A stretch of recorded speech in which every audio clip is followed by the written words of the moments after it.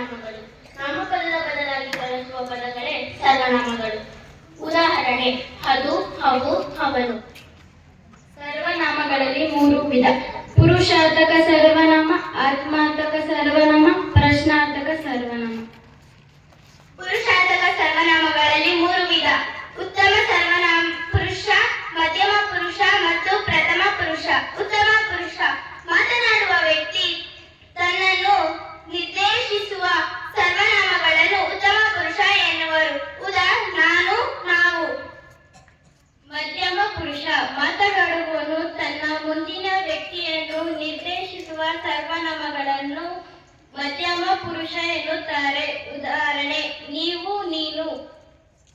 ಪ್ರಥಮ ಪುರುಷ: ಇಬ್ಬರು ವ್ಯಕ್ತಿಗಳು ಸೇರಿ ಮೂರನೇ ವ್ಯಕ್ತಿ ಅಥವಾ ವಸ್ತುವನ್ನು ನಿರ್ದೇಶಿಸುವ ಸರ್ವನಾಮಗಳೇ ಪ್ರಥಮ ಪುರುಷ. ಉದಾಹರಣೆ: